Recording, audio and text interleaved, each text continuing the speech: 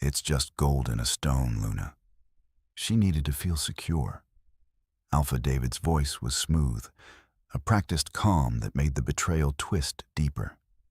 He stood by the roaring fireplace of the pack house, entirely unbothered that the heavy, silver-banded moonstone ring, the ancestral mark of the Silvercrest Luna, was no longer on Luna's finger.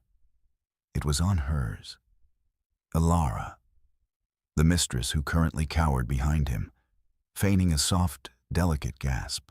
Luna didn't scream. She didn't cry. She stared at the pale mark left on her ring finger, the phantom weight of her birthright suddenly gone. "Secure," Luna repeated, the word tasting like ash.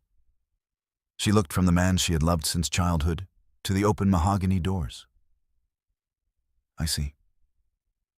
She turned her back on him, the silence of her departure louder than any shattered glass. She wouldn't fight for a title he had already cheapened.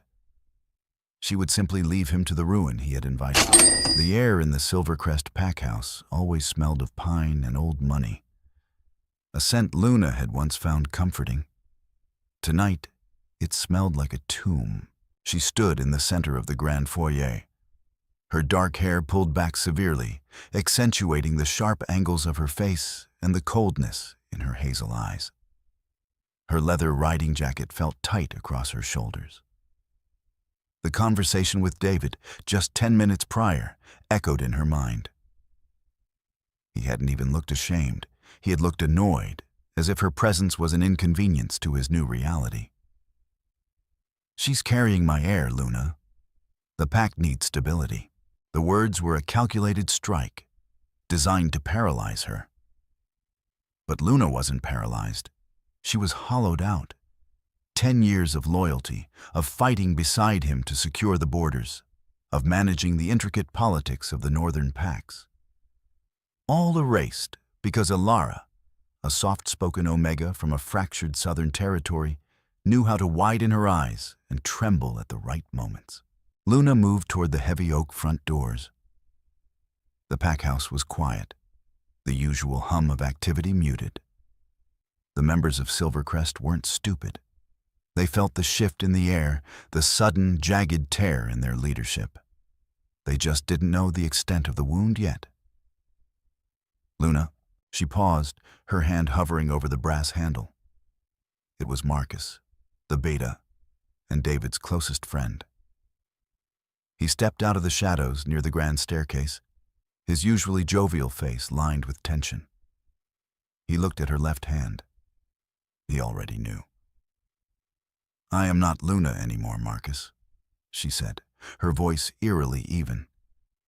"You will need to address Aara if you need the estate managed." Marcus winced. "David is an idiot. He's thinking with his... He's not thinking. Just give it time. The elders won't stand for this. They won't accept her. They won't have a choice. He gave her the ring." Luna finally turned to look at him. There was no anger in her expression, only a profound, freezing finality. "The ring recognizes the Alpha's true intention. It hasn't rejected her, which means his heart is settled. I won't stay to be a spectacle, Marcus, or a backup plan. Where will you go? The borders are unstable. The Deadlands. The Deadlands are none of my concern." She lied smoothly. "Tell David the ledgers are on his desk. The winter rations have been secured. I have left the pack in order." Before Marcus could offer another useless platitude, Luna pulled the heavy door open and stepped out into the biting chill of the autumn night. The stables were silent. She bypassed the elegant thoroughbreds David favored and went straight to the back stall. Midnight, a massive, ill-tempered black destrier, snorted and pawed the ground at her approach. They understood each other. She saddled him swiftly, her movements mechanical. She packed nothing but the clothes on her back, a hunting knife, and a small pouch of silver coins. Leaving quietly was the only way to retain any dignity. A A scene would only feed Aara's victim narrative. As she led Midnight out into the courtyard, a low growl vibrated through the mist. She froze. The sound didn't come from a Silvercrest guard. It was deeper, resonating with a power that made the hairs on her arms stand up. From the tree line that bordered the estate, a massive shadow detached itself from the darkness. A wolf, twice the size of a normal timber wolf, with fur the color of crushed obsidian. Its eyes glowed a terrifying, unnatural crimson. A rogue. No, not a rogue. The sheer aura of dominance radiating from the beast suffocated the air. It was an alpha, but an alpha twisted by something ancient and violent. The wolf shifted, bones cracking and reforming in a grotesque ballet until a man stood in the clearing. He was impossibly tall, clad in dark, worn leathers that smelled of ozone and dried blood. His hair was long and unkempt, and his face was a harsh landscape of sharp jawlines and a cruel, mocking mouth. This was the king of the Deadlands, the Dark Alpha. The monster mothers used to frighten their pups. He didn't move toward her, merely stood blocking the main road out of the territory. Leaving so soon, little wolf? His voice was a gravelly rasp that seemed to echo inside her skull. The party is just getting started. Luna didn't back down. She gripped Midnight's reins tighter. You are trespassing on Silvercrest land, the man laughed, a sound devoid of any humor. Silvercrest land? From what I hear, Silvercrest doesn't even have a Luna to defend it. The Alpha traded his crown jewel for a piece of glass. Her jaw clenched. News travels fast in the gutter. His crimson eyes narrowed, a spark of dangerous amusement flaring within them. I am the gutter, sweetheart, and I've come to collect what David threw away. The standoff stretched, tense and brittle. Luna calculated the distance back to the pack house.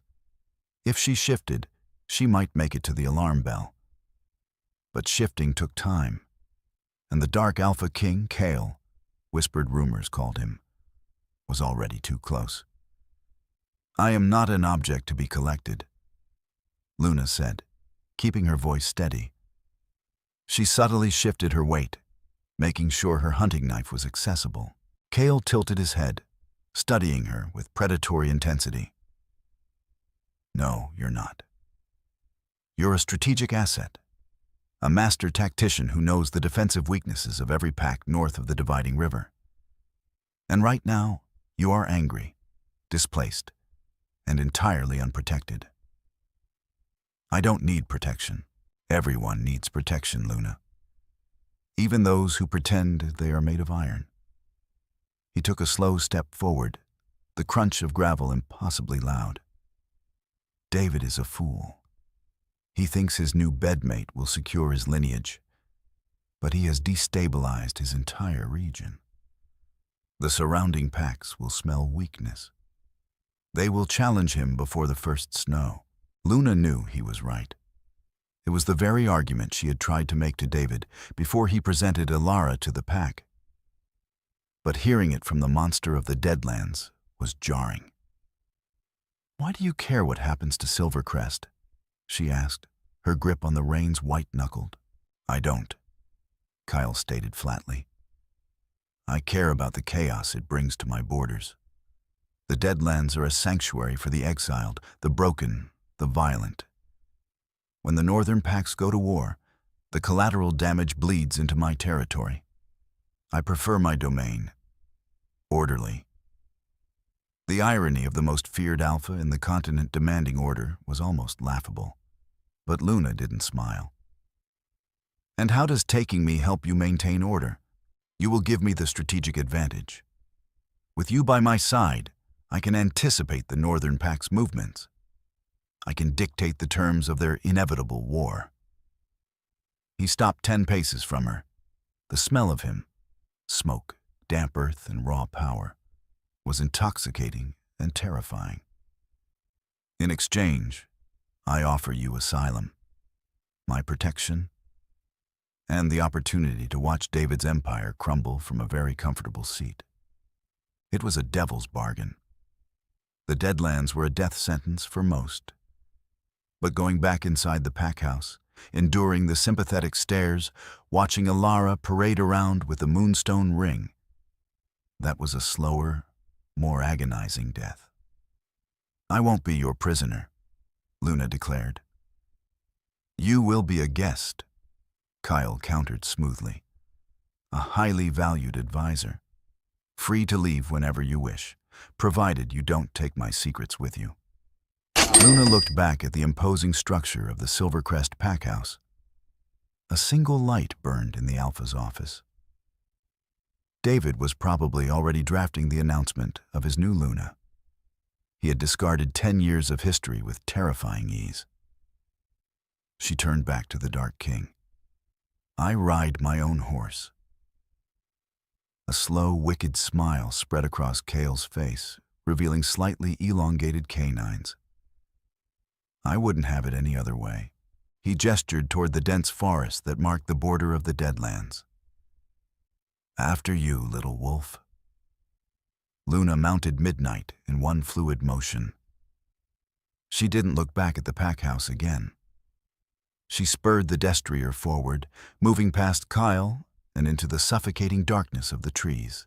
She felt his gaze burning into her back, a heavy, possessive heat that was entirely different from David's familiar dismissal. The journey into the Deadlands was brutal.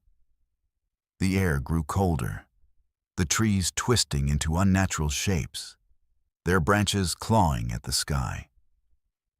There were no marked trails, only a treacherous path that Kale navigated with an unsettling ease, running alongside her horse in his human form, never tiring.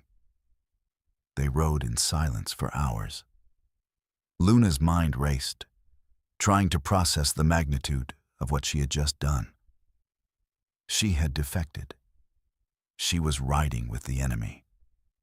You're awfully quiet, Kale remarked as the first hint of gray dawn began to bleed into the sky. I'm considering my options. You don't have many. He stopped suddenly, holding up a hand. Midnight balked, sensing the shift in the atmosphere.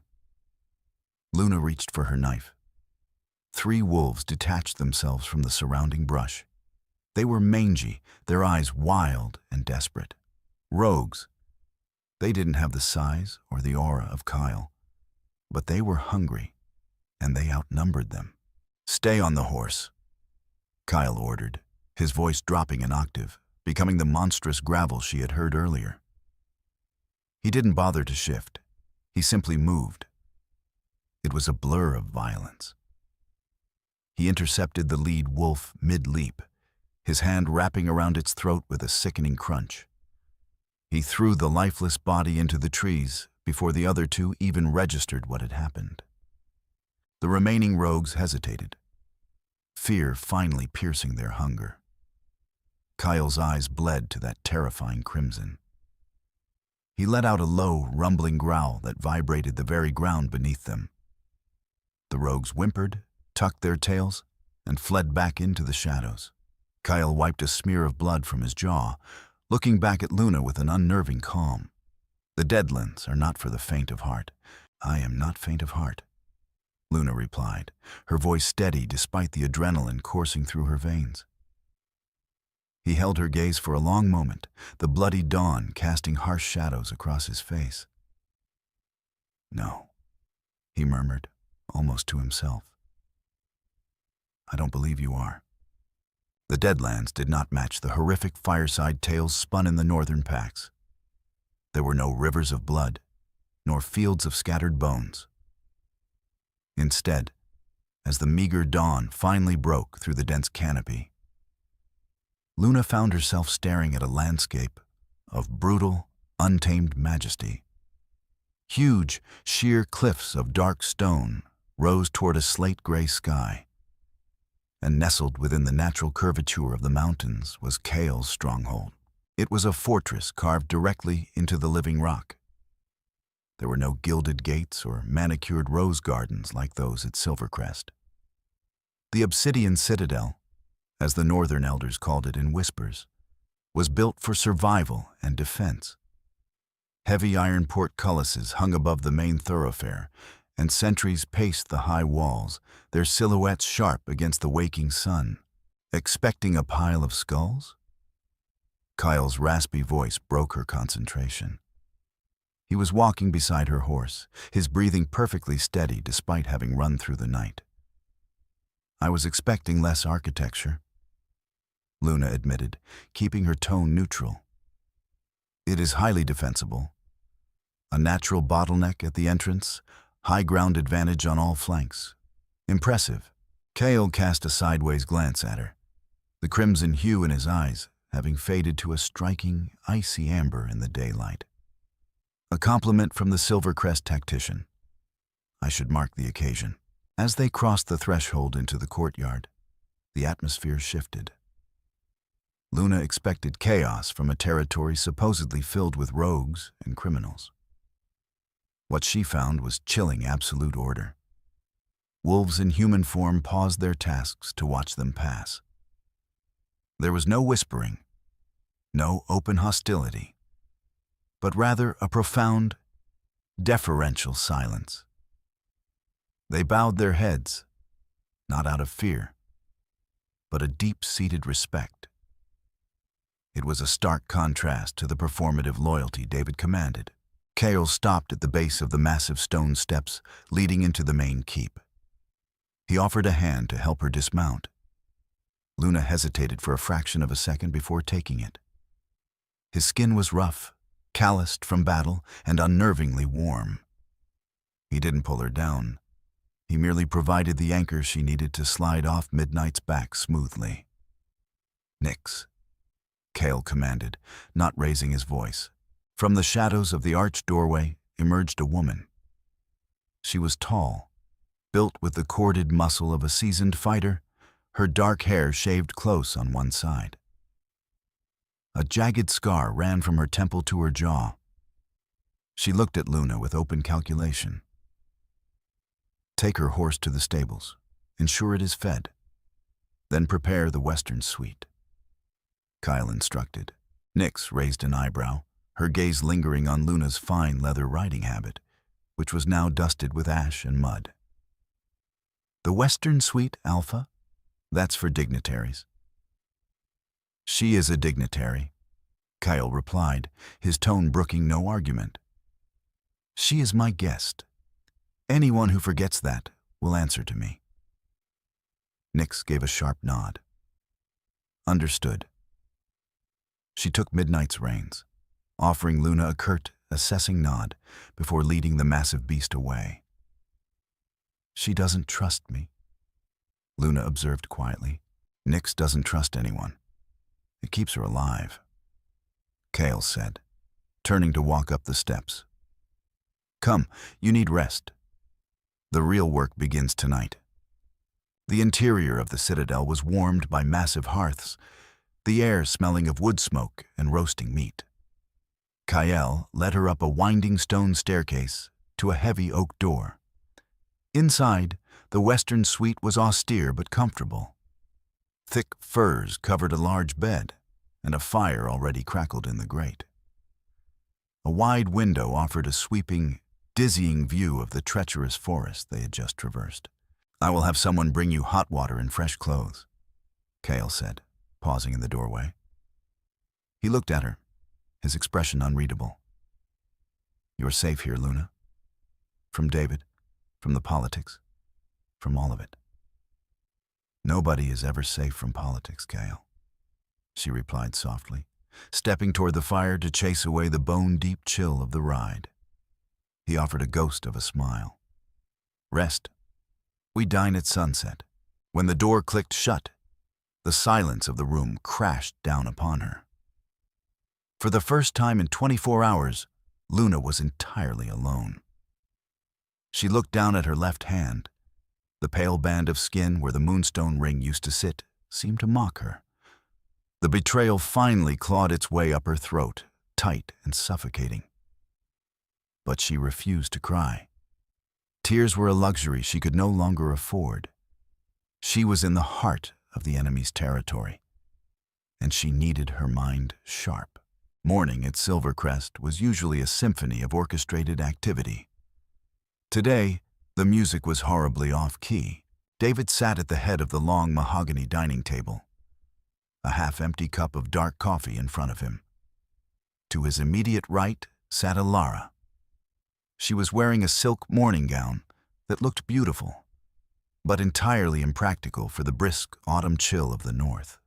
More noticeably, the heavy silver and moonstone ring hung loosely on her delicate finger, looking heavy and absurdly out of place. "It just feels a little big, David," Aara murmured, twisting the ancient metal. "Perhaps we could have the blacksmith resize it." David stared at the ring. A strange flicker of unease curled in his gut.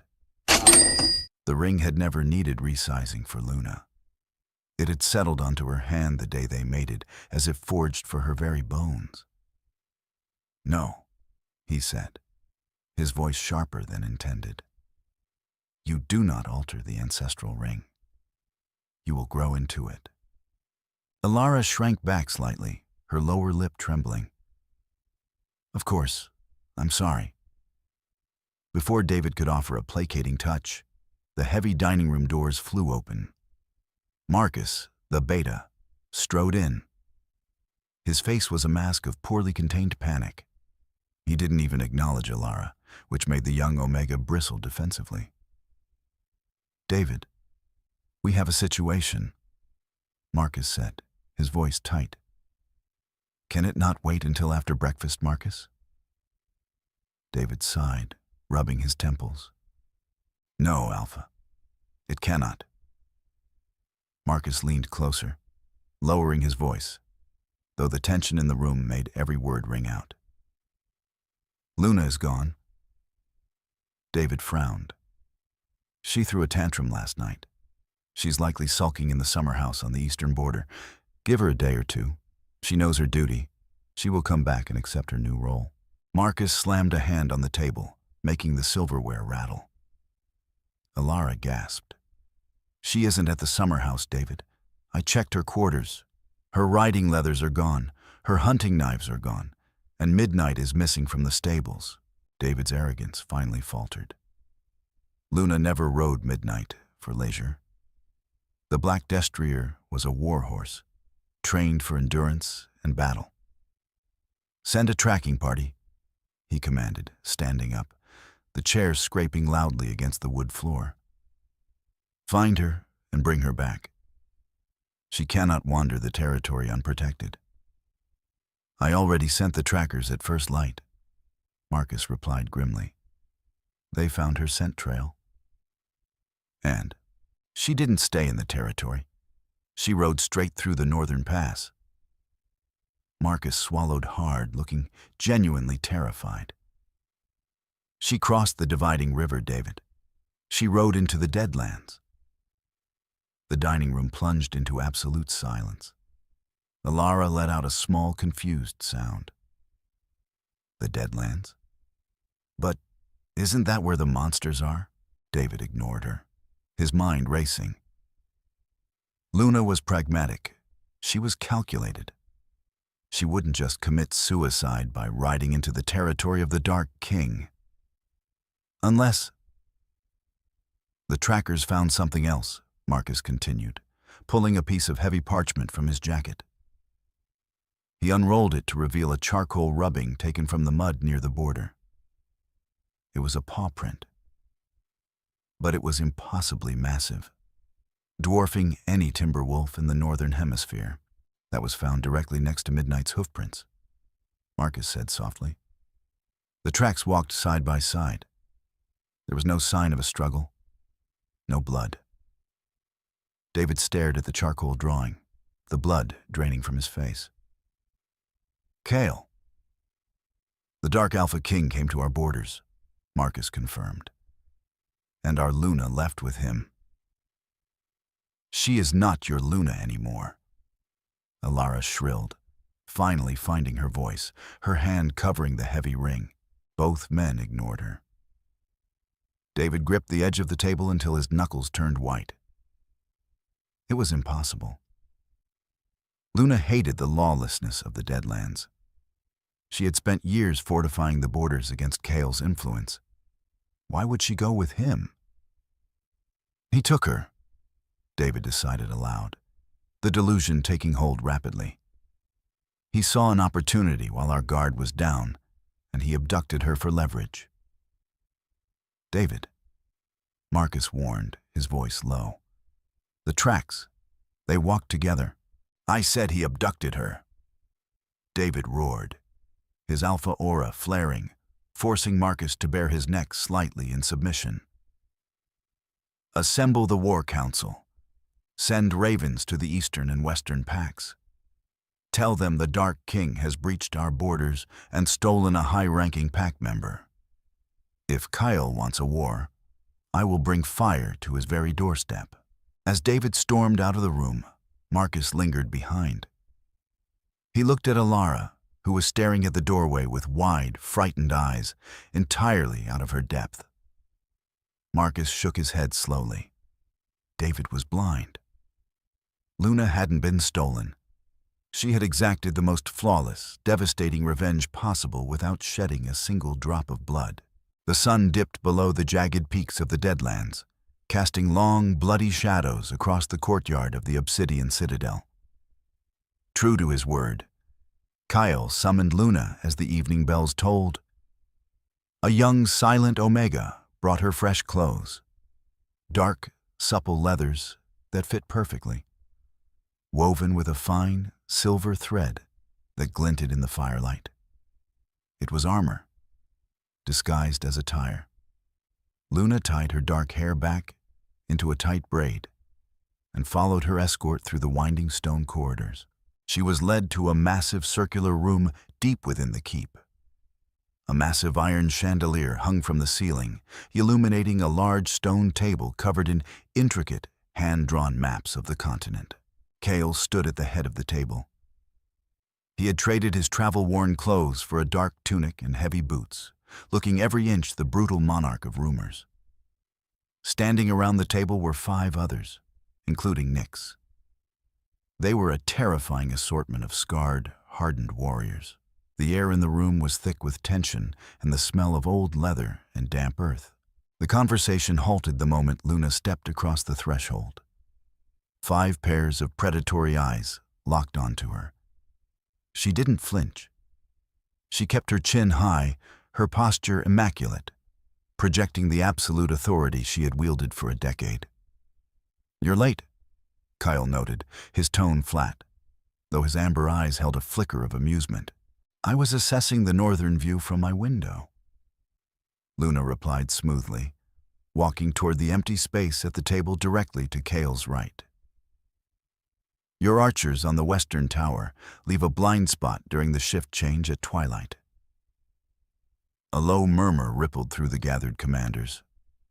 Nyx bristled, her hand resting on the hilt of her sword.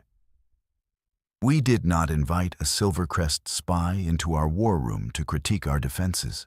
"Enough, Nyx," Kale ordered gently. The room instantly fell silent. He gestured to the maps. "We are discussing the winter raids. The eastern packs are hoarding grain near the dividing river. I intend to secure it before the snow locks the passes." Luna looked down at the map. It was incredibly detailed, showing topographies she thought only Silvercrest possessed. Kale had placed a series of wooden markers along a valley known as the Weeping Pass. "You plan to march an army through the Weeping Pass?" she asked, looking up at Kale. "It is the most direct route to the grain silos." A massive, heavily bearded man across the table grunted. "We hit them fast, take the grain, and retreat into the mountains." Luna studied the map for a long moment. The silence stretched. She could feel Kale watching her, testing her. This was the bargain. Her mind for his protection. "If you march your vanguard through the Weeping Pass," Luna said slowly, her finger tracing a secondary line on the parchment. "You will all be slaughtered." Outrage erupted. The bearded man slammed his fist on the table. "You insolent!" Kale raised a single finger, and the silence returned, sharper than a blade. He leaned over the table, his face mere inches from Luna's. The heat radiating from him was intense, carrying the intoxicating scent of petrichor and raw power. "Explain." Luna didn't back away. She met his gaze evenly. "You are relying on intelligence that is 3 months old. David negotiated a covert treaty with the Eastern Alpha in late summer. In exchange for lumber, Silvercrest provided engineers to help dam the river above the pass." She tapped a specific point on the map. "They built a reservoir. If you march an army into that valley, they won't fight you. They will simply break the dam and drown your entire force." The commander stared at her, stunned. Nix looked at Kale, waiting for his reaction. Kyle stared at the map and then back at Luna. A slow, terrifyingly beautiful smile spread across his harsh features. It completely transformed him, erasing the monster and revealing the brilliant, dangerous king beneath. "A trap," Kyle murmured, his eyes locked on hers. "A very clever, very deadly trap. David is arrogant, but he is not stupid," Luna said, ignoring the way her pulse jumped at Kale's proximity. "He likes to let the environment do his killing." Kale straightened up, looking at his commanders. "Recall the scouts. We strike through the jagged ridge instead. It will take 2 days longer, but we will take them from behind." He looked back at Luna, the respect in his gaze undeniable and heavy. "You just saved the lives of 400 of my men, Luna. I am merely paying for my room and board, Kale," she replied softly. "Oh, little wolf," Kale said, his voice dropping to a gravelly purr that sent a shiver down her spine. "You are going to cost them so much more than that." The obsidian citadel did not sleep. It merely quieted. For the next 2 weeks, Luna immersed herself in the rhythm of the Deadlands. She mapped their supply lines, audited their meager grain stores, and observed the brutal, highly efficient training regimens in the lower courtyards. She earned her keep with ruthless precision, her mind working relentlessly to hold the encroaching memories of Silvercrest at bay. It was a crisp, biting afternoon when Kale finally sought her out. Luna was standing on a stone balcony overlooking the sparring rings. Below, Nix was dismantling 3 male warriors with terrifying, fluid grace. "You watch them as if you are calculating their breaking points." Kyle's voice drifted over the scrape of distant steel. He stepped onto the balcony, the freezing wind entirely failing to disturb his dark, heavy cloak. Luna didn't turn around. She kept her eyes on the dust blooming in the ring below. "I am calculating their stamina. Your warriors fight with anger, Kale. It makes them explosive, but it also makes them blind to attrition. In a prolonged siege, the northern armies would simply outlast them." Kyle leaned against the stone balustrade beside her. The heat radiating from his large frame was an instant, startling contrast to the icy air. "And how would the brilliant tactician fix this? Discipline over fury," Luna replied, finally looking at him. His amber eyes were alight with that familiar, dangerous amusement. "You need to teach them to hold the line, not just break it. Perhaps you should show them." Luna raised an eyebrow. "I am a strategist, not a gladiator. You are a wolf who has not shifted or stretched her muscles since she crossed my borders." Kale countered smoothly, turning his body toward hers. He was so close that she could see the faint, silvery scars tracing the edge of his jawline. Your mind is sharp, Luna, but your spirit is pacing in a cage. Come. He didn't wait for her consent. Kale walked away, leaving her with a distinct, irritating feeling of being issued a challenge she could not refuse. Down in the training ring, the warriors cleared out rapidly as their king stepped onto the packed earth. Luna followed, dropping her heavy outer coat on a wooden bench. She wore a fitted dark tunic and leather trousers, allowing for maximum mobility. Kale stood in the center of the ring, tossing a pair of blunted wooden sparring swords to the dirt. He didn't shift into his wolf form. This was a test of human skill. No alpha aura, Kale promised, his voice carrying easily over the sudden hush of the gathered onlookers. Just steel and instinct. Luna picked up one of the wooden blades. The weight was perfect. She tested the balance, her eyes locked on Kale. First to yield? First to bleed, he corrected with a wicked grin. He lunged. The sheer speed of his massive frame was startling, but Luna had spent a decade anticipating larger opponents. She pivoted sharply, letting his momentum carry him past her, and brought her blade up in a harsh, glancing strike against his ribs. Kale grunted, spinning instantly to block her follow-up strike. The sound of cracking wood echoed off the high stone walls. He was immensely powerful, every strike heavy enough to numb her forearms. But Luna was a dancer of violence.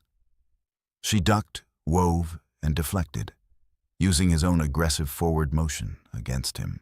For 10 minutes, they traded devastating blows.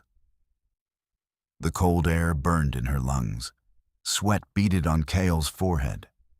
He wasn't holding back, and the realization sent a thrill of pure, unadulterated adrenaline through her veins. He respected her enough to try and break her guard. With a sudden, fainting strike, Kale hooked his boot behind her ankle. Luna stumbled backward, but instead of falling, she dropped to one knee, sweeping her wooden blade upward. It stopped a fraction of an inch from the underside of Kale's jaw. Simultaneously, the heavy tip of his sword rested dead center against her chest. They froze, chests heaving, their eyes locked in a ferocious, silent exchange. The air between them crackled with an electric, breathless tension. Kale slowly lowered his sword. He didn't step back. Instead, he reached down, offering his hand. Luna looked at his rough palm, then placed her hand in his. As he pulled her to her feet, his thumb brushed deliberately over the pale, bare skin of her ring finger. The touch sent a shockwave straight to her core. "You fight like someone who has nothing left to lose," Kale murmured, his voice a low gravel meant only for her ears.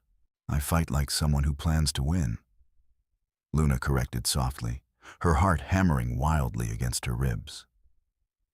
Kale's amber eyes darkened to the color of burnt honey. He didn't let go of her hand. Good, because the war hasn't even begun.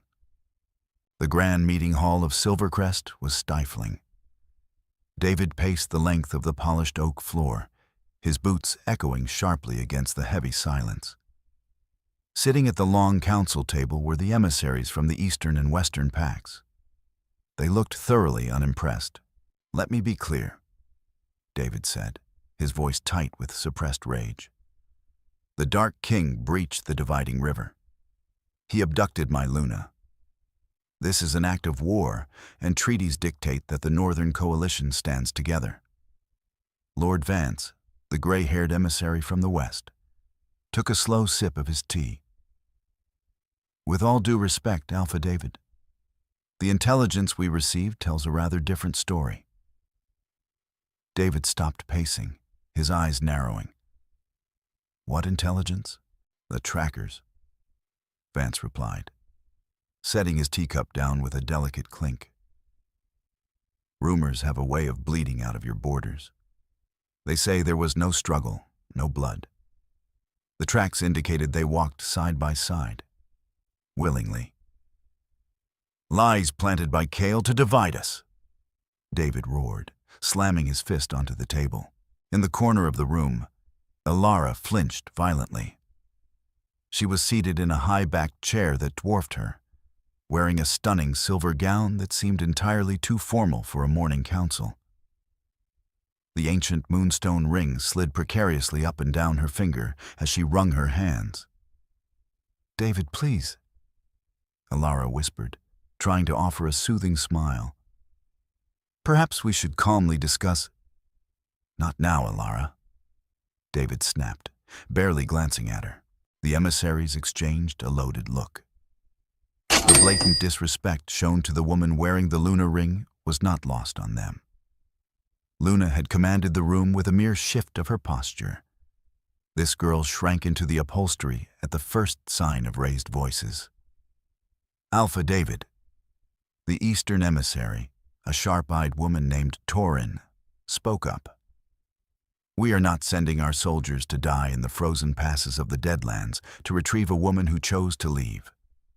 Your domestic disputes are your own. She is a strategic asset," David argued, desperation creeping into his voice. "She knows the blueprints to every fortress north of the river. If Kale extracts that information from her, we are all exposed." "If she was such a vital asset," Vance noted dryly, standing up to adjust his heavy woolen cloak. "You should not have given her ancestral ring to your mistress in the foyer of your pack house." The silence that followed was suffocating. David's face flushed a deep, mottled red.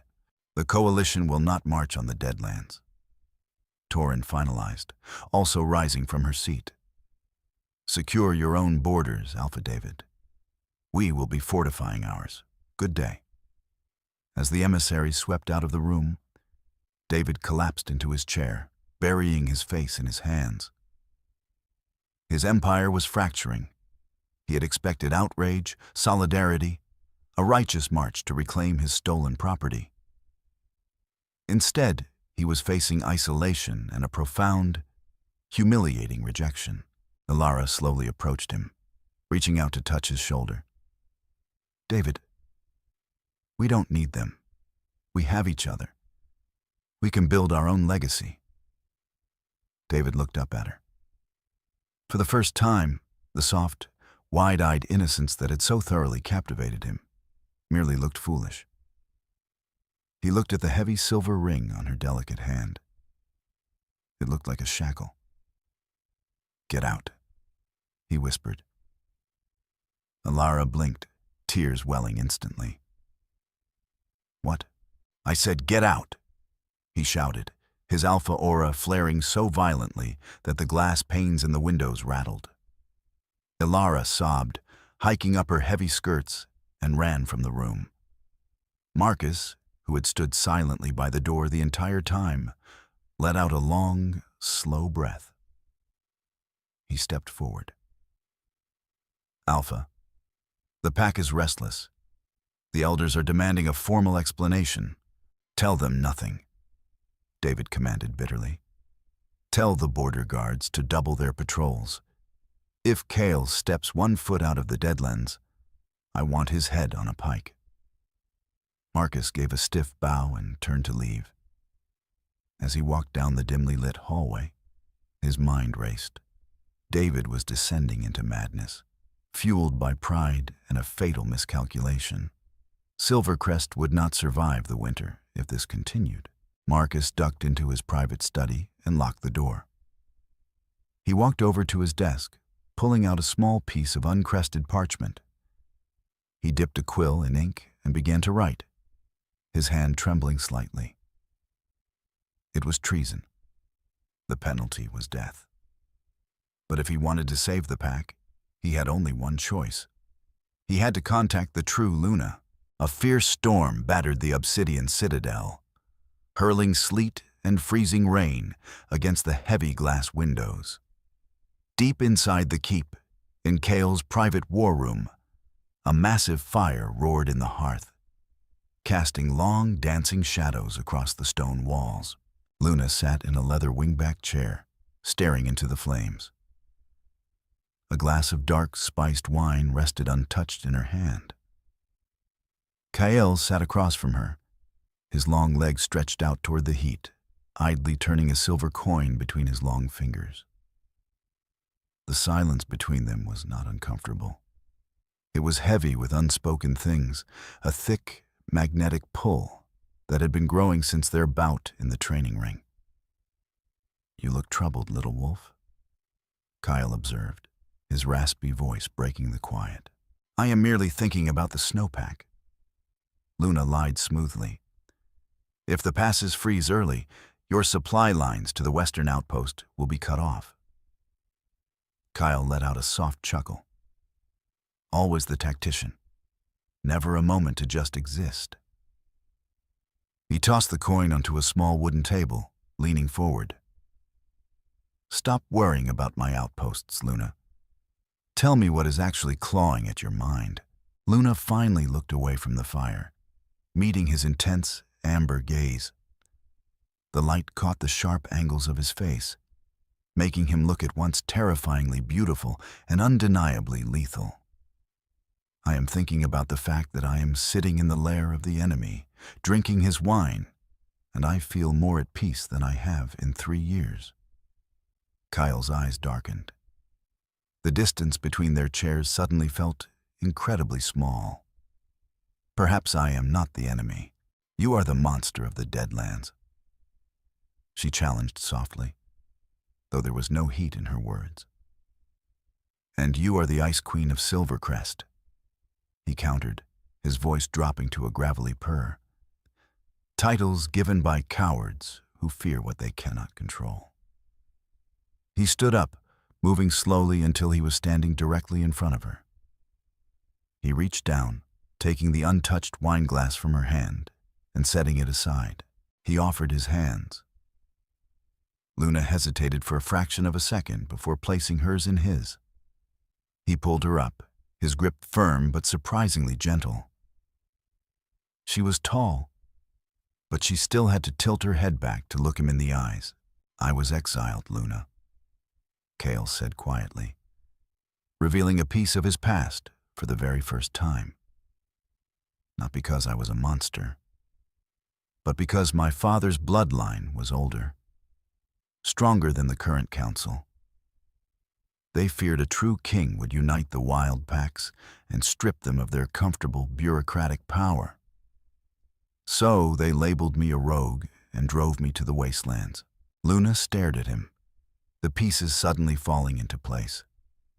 The discipline of his armies. The tactical brilliance. He wasn't a savage. He was a usurped monarch biding his time. "You don't want to destroy the northern packs," she realized, her breath hitching slightly as his hands moved from her palms to rest on her waist.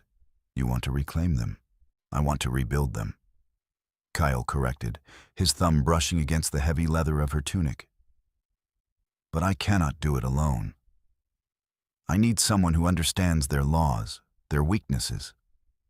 Someone who knows how to hold an empire together once it is taken." He was looking at her lips. The air was practically humming with tension. Luna felt a heat pooling low in her stomach, a fierce, undeniable pull toward the dark power he radiated. "Are you asking me to be your architect, Kyle?" she whispered. "I am asking you to be my equal," he replied, his face lowering toward hers. Before the distance could be closed, a heavy knock echoed through the heavy oak doors. Kale stopped, his jaw tightening in frustration. He didn't step back, keeping his hands on her waist for one rebellious second longer before turning toward the door. "Enter," he barked. Nyx stepped into the room, her clothes soaked from the storm. She looked between the two of them, her sharp eyes missing nothing, but her expression remained carefully neutral. Alpha.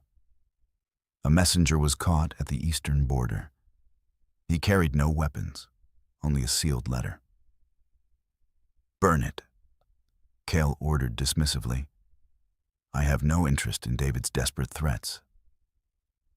"It is not from Alpha David," Nyx corrected. holding out a small, damp roll of parchment. And it is not addressed to you. Nyx walked forward and offered the parchment directly to Luna. Luna frowned, taking the letter. She recognized the wax seal immediately, even though it was pressed without a crest to avoid detection. It was a precise, perfectly round drop of black wax. "It's from Marcus," Luna said softly, breaking the seal. Kale crossed his arms, his aura flaring slightly with possessive irritation. "What does the beta of Silvercrest want with my guest?" Luna unrolled the parchment. Her eyes scanned the hurried, cramped handwriting. As she read, the warmth from the fire seemed to vanish, replaced by a cold, harsh reality. She looked up at Kale, her expression hardening back into the impenetrable mask of a leader. "David has lost control of the council. The coalition has abandoned him," Luna said, her voice devoid of emotion. She gripped the parchment tightly. "Marcus is begging me to return. He wants me to stage a coup and take the pact from David before the winter destroys them." The parchment trembled ever so slightly in Luna's hands. The firelight dancing in Kale's private study seemed to dim against the cold, hard reality of Marcus's desperate plea. Silvercrest was dying. The pact she had bled for, negotiated for, and sacrificed her youth to protect was unraveling under David's frantic, ego-driven mismanagement. "He wants you back," Kale stated, the low rumble of his voice breaking the heavy silence. He had stepped away from the window and was now standing dangerously close. The possessive edge to his aura was no longer a subtle hum. It was a physical weight pressing against the stone walls. He wants his brilliant architect to return and shore up the crumbling foundations of a house that threw her out in the cold. Luna didn't look up immediately. She traced the cramped ink of the beta's handwriting. "The elders demand a deposition. David is erratic. The eastern borders are entirely exposed. Come back, Luna. Take the pack." "Marcus does not want me to save David," Luna corrected softly, her voice remarkably steady. "He wants me to overthrow him, to use the elders' panic to strip David of his title and claim the alpha seat myself." Kale's amber eyes narrowed, studying her profile with intense, burning scrutiny. "And will you?" Luna finally turned her head, meeting the gaze of the Dark King. The distance between them was practically non-existent now. She could feel the ambient heat of his large frame, could smell the sharp, intoxicating scent of pine, wood smoke, and raw, untamed power. For a decade, she had defined herself by her usefulness to another man. She had been the shield, the diplomat, the silent force behind the throne. She looked down at the parchment. With a slow, deliberate motion, she turned and tossed it directly into the roaring hearth. The flames eagerly devoured the dry paper, curling the edges until Marcus's desperate treason was reduced to gray ash.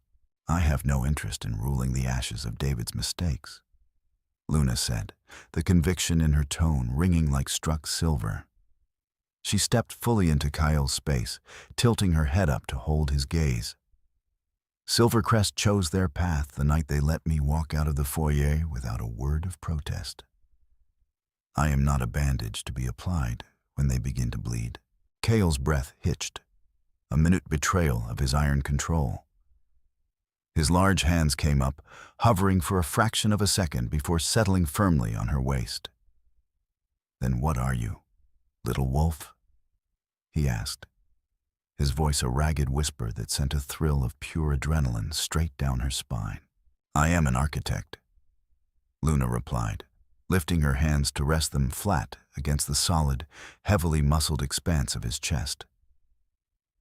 "But I don't want to repair a broken system, Kale. I want to build a new one. With you." Kale let out a sound that was half growl, half groan. He didn't hesitate anymore. His mouth crashed down on hers, fierce and consuming.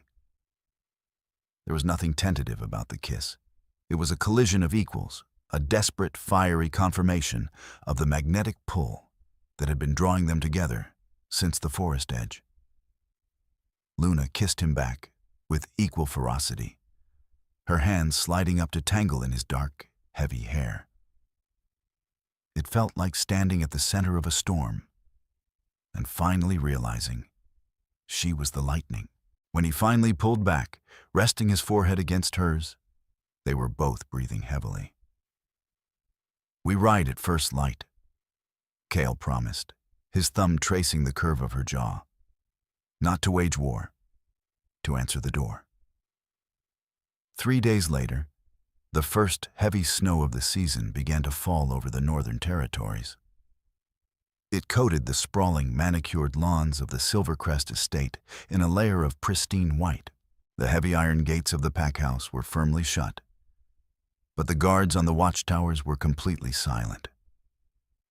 They did not raise the alarm. They did not draw their bows. They merely watched in awe as the vanguard of the obsidian citadel emerged from the tree line. There were no war cries. There was only the terrifying, disciplined crunch of hundreds of boots marching in perfect unison. At the head of the massive column rode Luna on her black destrier, wearing the dark, silver-threaded leathers of a queen. Beside her walked Kale in his wolf form, a beast of impossible, nightmarish proportions, his crimson eyes scanning the estate. Marcus stood alone in the center of the courtyard. As Luna brought midnight to a halt before the gates, the beta gave a slow, deep bow, signaling the guards to turn the heavy iron cranks.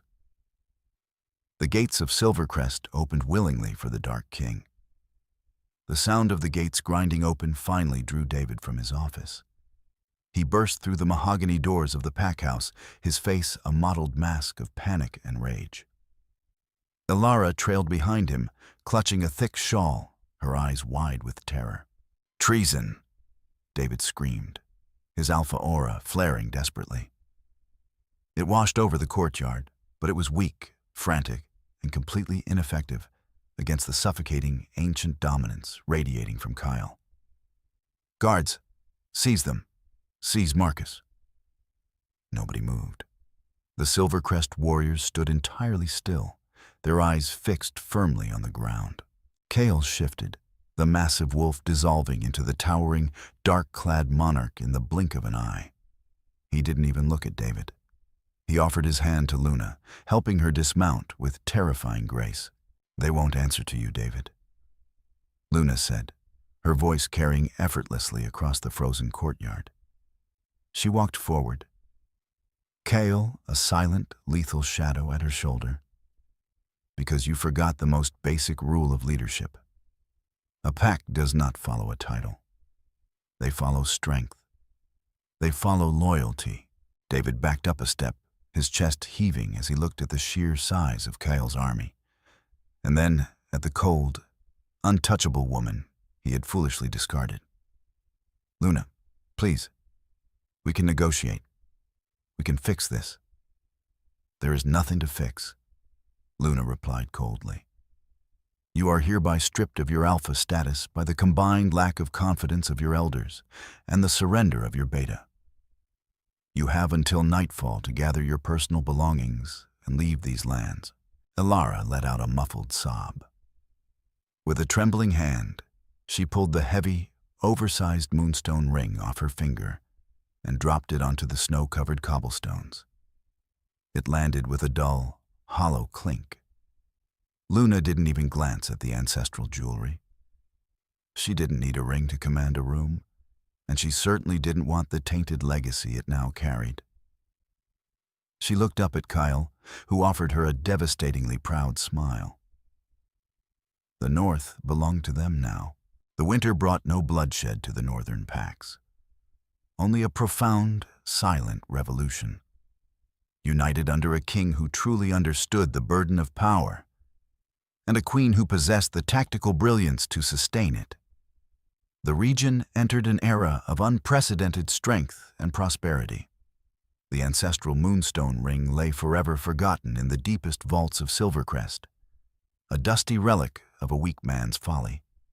In its place, an empire was forged not of silver and glass, but of mutual respect, tactical genius, and an unbreakable, fierce loyalty that the history books would remember for centuries.